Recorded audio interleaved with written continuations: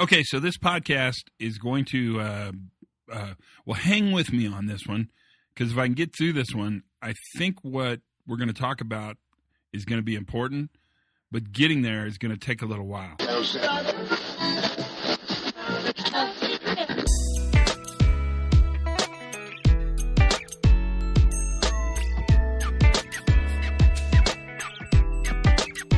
Everybody, and welcome to the Pre-Accident Investigation Safety Podcast. I am your loving host, your host with the most. Well, let's not say most. Most seems really egotistical and kind of crazy. I am your host with more, which seems more generous and humble. And that's where I want to be in this scenario. I'm your host with more. So let's have a conversation today. Let's just talk. It won't be a long talk, but it's a talk that I just recorded a podcast where I was interviewing a guy, and we started talking a lot about traditional safety approaches, and there were a lot of questions about that, and big discussion around the Heinrich model and managing frequency, which eventually will manage severity. And it feels like we need to talk more. Not because I'm all-knowing, because God knows that's not true, but because I think one of the battles we fight a lot is this battle around the idea that somehow, some way, if we did the same things harder, we'd have a different outcome. And that's frustrating. It's frustrating for me because, quite honestly, I just see lots of bad outcomes. And it's frustrating to you because you have to do this stuff every single day. And that's a huge part of where we want to be in this discussion. I don't know. I mean, that's what I wanted to talk to you about a little bit. And it's not going to be a long one, but I think it's worthwhile. There's some ideas. They're a little complicated, but we'll get to them.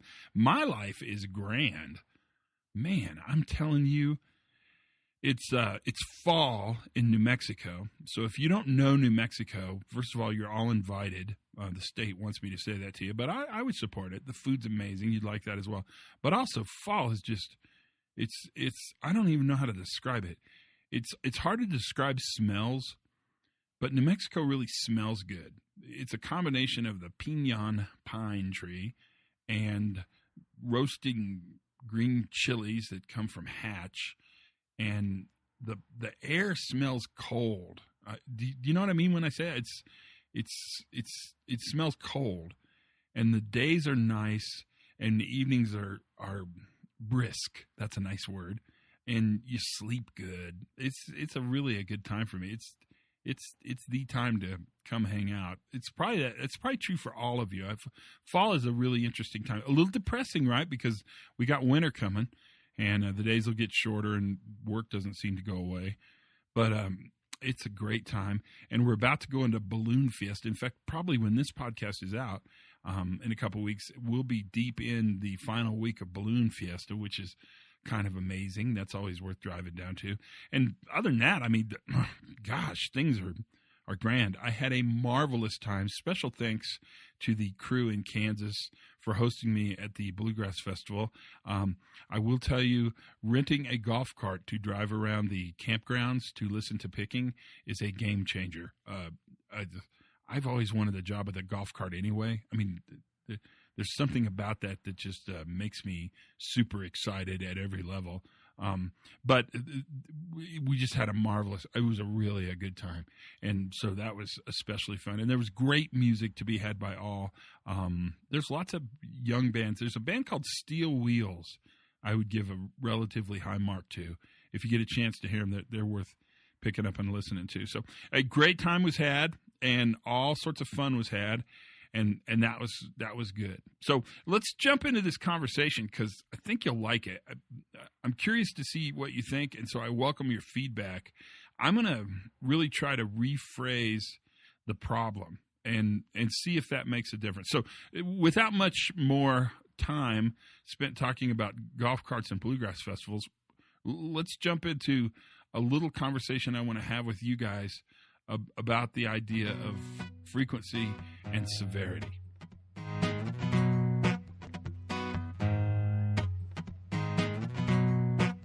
Today I want to talk to you about, I kind of want to have a conversation around the Heinrichs Pyramid, because we talk about this pyramid all the time, and there's tons, I mean literally 2,000 pounds of material written on why the Heinrich Pyramid is wrong. And yet everywhere you go and every place I stop, it's a pretty good bet that I'm going to see a poster someplace or a publication somewhere that's got the notion of the Heinrich Pyramid in it. And they're going to talk about the fact that there is a direct correlation between frequency and severity. And that if we manage frequency, severity will take care of itself. And we know that's wrong. And we know, and man, again, there's a lot of places to go to look at this. We know that's not based upon anything other than kind of magical thinking.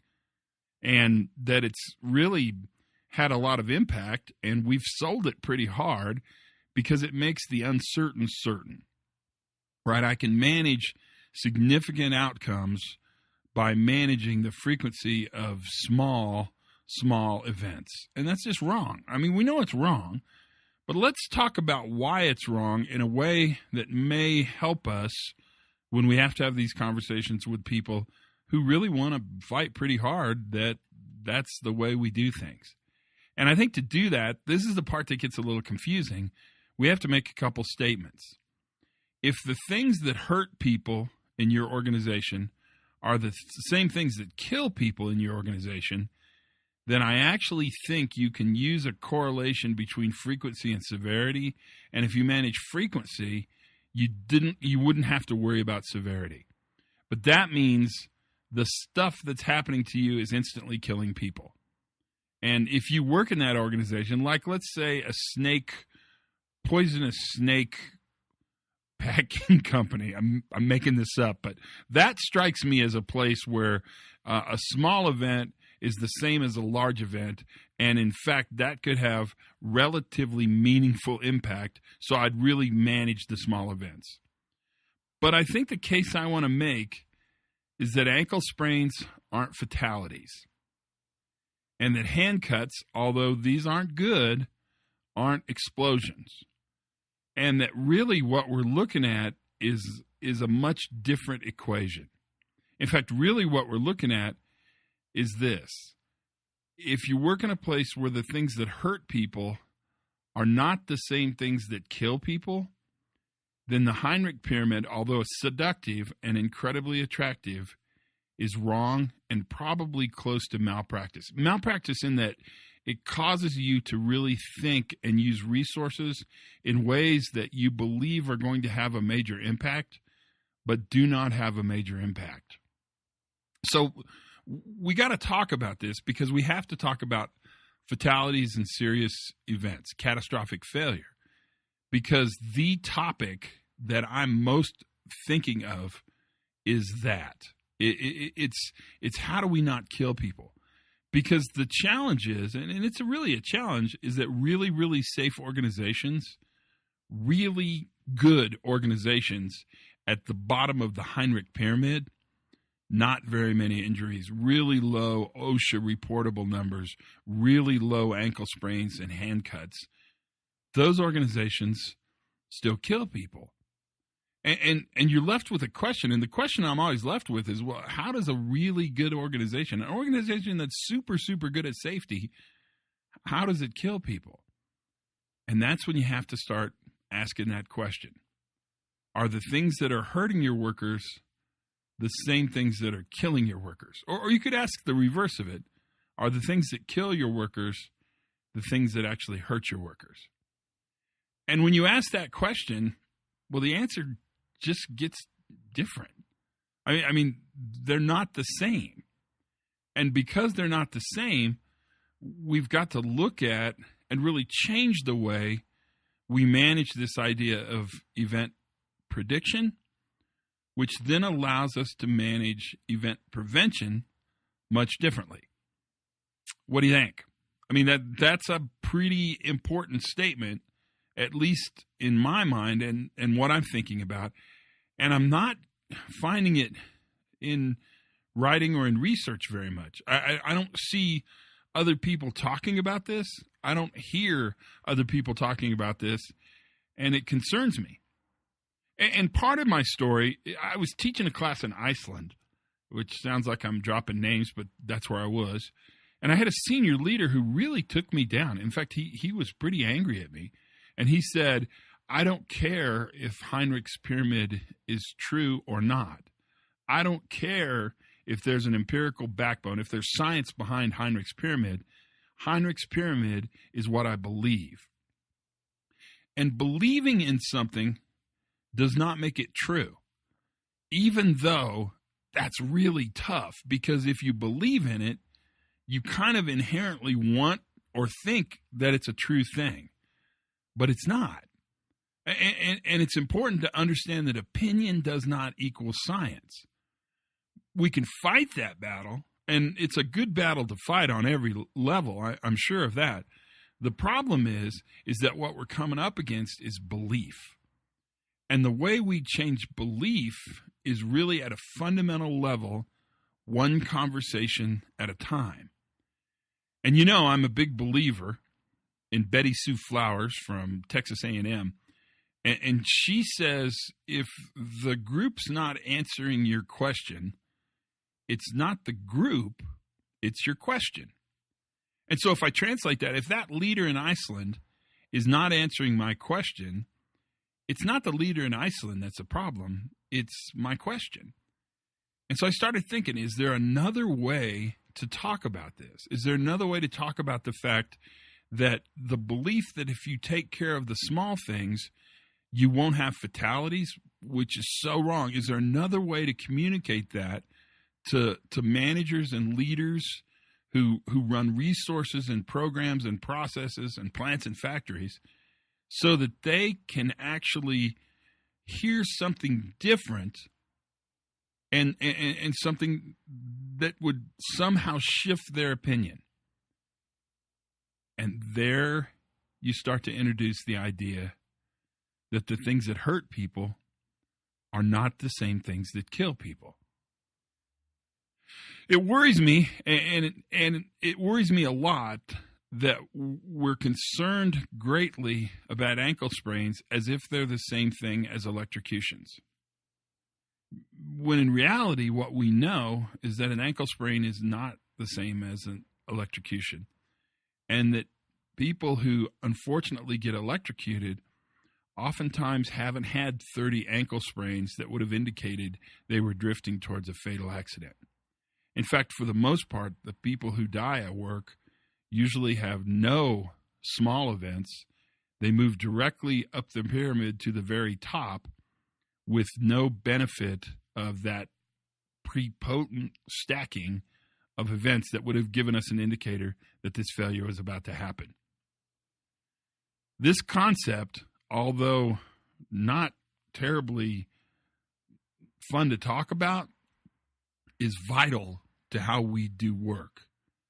And assuming that somehow if the worker would have made better decisions based upon low-level events, near misses, close calls, similar misses, the worker would not have gotten into a position where the conditions exist for that worker to be killed, I just have a really hard time supporting that. And so then the challenge becomes our challenge. And now we have to start asking questions, really good questions, about what is the difference between the things that actually hurt our workers and the things that actually kill our workers. That moment in time, if you can squeeze it in, is really a valuable way to think differently about the work we do. And when you think about catastrophic failure, I don't just think about fatalities or serious injuries. I think about catastrophic production failure, catastrophic environmental failure. Really, I think about things that fail in such a way that they meet two tests. They're immediate and non-recoverable, and they cost a lot in people or resource. And to do that, to think about that way, really challenges the way we've traditionally done risk assessments. And it challenges the way we've traditionally managed safety. And it challenges the way we do safety training. But that all makes sense, because if we base our traditional risk assessments, traditional safety leadership, traditional safety training on the belief that there's some connection between frequency and severity, the things that hurt workers are the things that kill workers, then of course we're going to sell the idea that you take care of the small things and the big things just follow suit. This challenge, for what it's worth, is really kind of where we are. And I want to take some time and really invite you in to this discussion.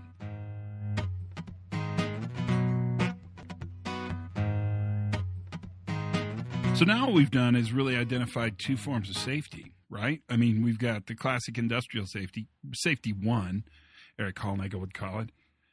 And that is the slips, trips, and falls, the hand cuts, the back strains, the sprains, repetitive motion, ergonomics. Those are even, I mean, you can make a pretty good case that even those are separate, but those are the non-predictive events. Those are the things that hurt people, and they're common, and they're a problem, and they're something we deal with all the time. Many of you in this room deal with them. I mean, it's a full-time job. And then you have the second form of safety, which is not really the classic safety too, although maybe it is. I mean, maybe I should think through this. But the second form of safety is fatality prevention. And that strikes me as fundamentally different because the things that hurt people don't kill people. You following? I mean, I'm trying to make a pretty good case on this, and I'm doing it out loud with you, so hold on.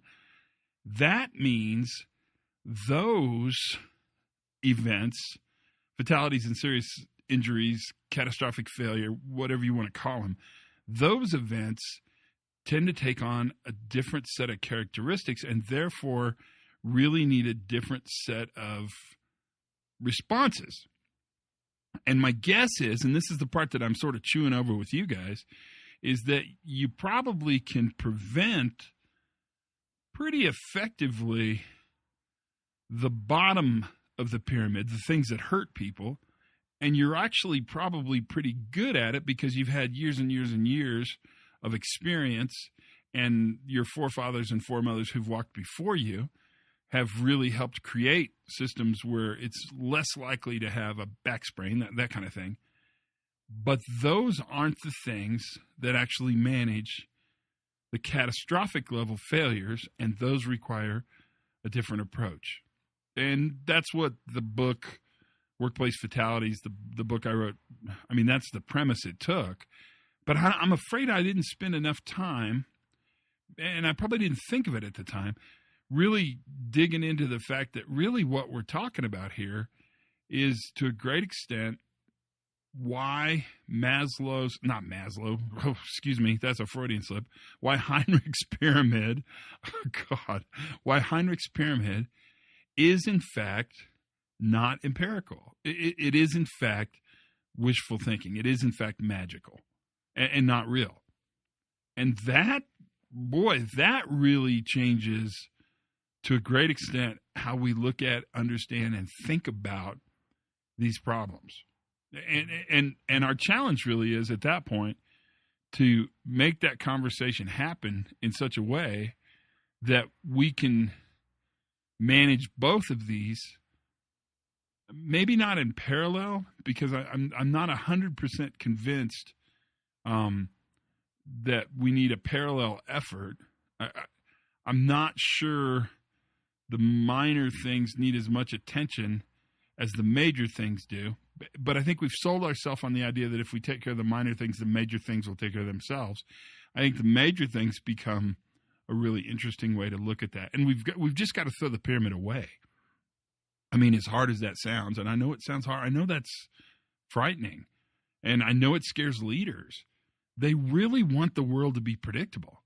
I mean, they really, really, really want to say, if we've got 5 ankle sprains, I've got a safety culture problem. Well, I mean, what you got is probably a parking lot rock problem, but you may not have a safety culture. You may have a sidewalk uneven problem, but I'm not sure that's a safety culture problem. I think it is around the notion of prediction and prevention that we manage those small level events, the things that hurt people. But I think it's really around control and resilience that we manage the large level events, the things that kill people? I don't know. I mean, think about it, because these ideas are interesting ideas, and they really do take root from a very sacred cow that we've put a lot of faith in, that I think biases the way we think. I mean, I think we've done such a good job teaching this framework that now we use this framework when we think about problem solving. It's got to be that case, because how can smart people publish articles and do speeches and make videos where they basically say, we can help you with fatalities, and here's what we're going to do.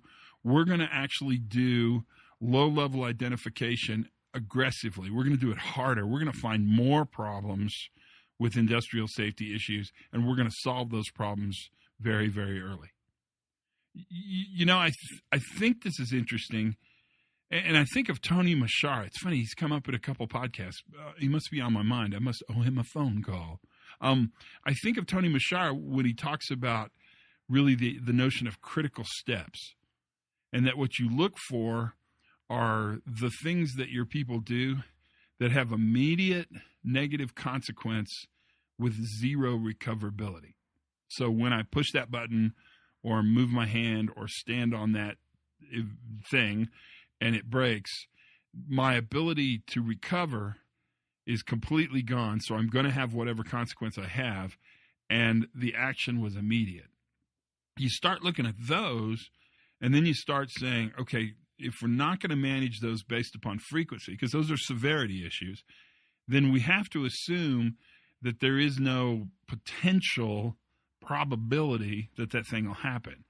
So instead of saying there's a 41% chance, it's a green light, or 41%, maybe it's a yellow light, so we need to increase our prevention on it.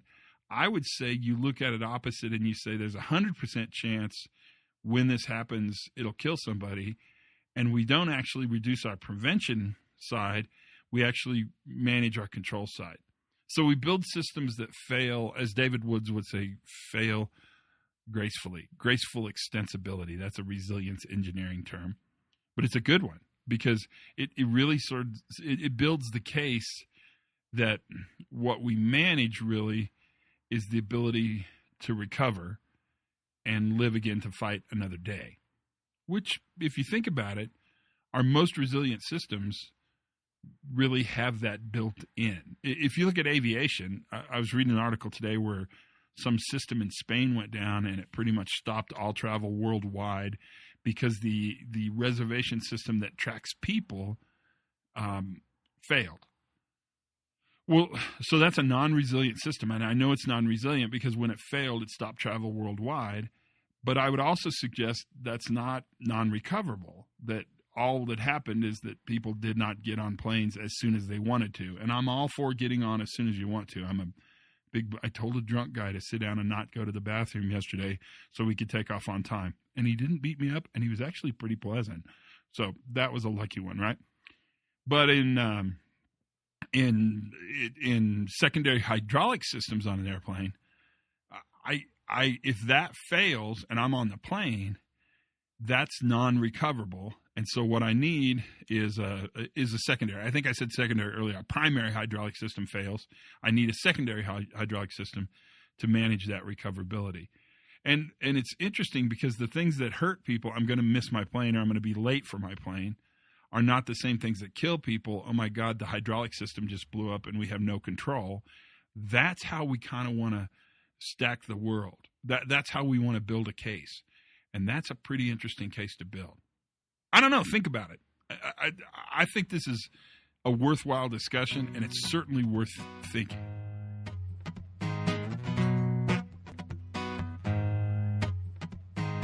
So there you have it. What do you think? Here's a promise I'll make for you. I've been asked a bunch of times, and I think it's probably time to do it. I'm going to put together a workshop just on workplace fatalities and serious events. You can call it a SIF workshop. You can call it an FSI workshop. I'm not in love with any of those. I don't care what you call it. But let's think about doing that. If you're interested, stay tuned. I think I'll probably do it sometime in maybe February or March is kind of what it looks like. But I'd like to put it together and just do a one day where all we talk, the entire premise is we go through these ideas on prevention that I learned with much help from, organizations that really are struggling with this and thinking about it and are able to put a lot of resources and time and energy and effort into it. I think that'd be good. So why don't we do that? Let's have a workshop on fatalities. That's a promise. I'll do it. It just happened right here, but I'll do it, and we'll make it happen. Until then, man, thank you for listening to I can't even thank you enough. This podcast is so much, it's so wide-reaching, and it really does. You're helping a lot of people just by listening. Tell your friends, tell your coworkers, subscribe. That makes a huge difference. Write a nice review on iTunes. That'd be sweet as well. Until then, I hope you get what you need. That's really important. Have as much fun as you possibly can. Learn something new every single day. I bet you did today, actually. That whole notion of the things that hurt workers and the things that kill workers is really pretty important. And most importantly, as always, be safe.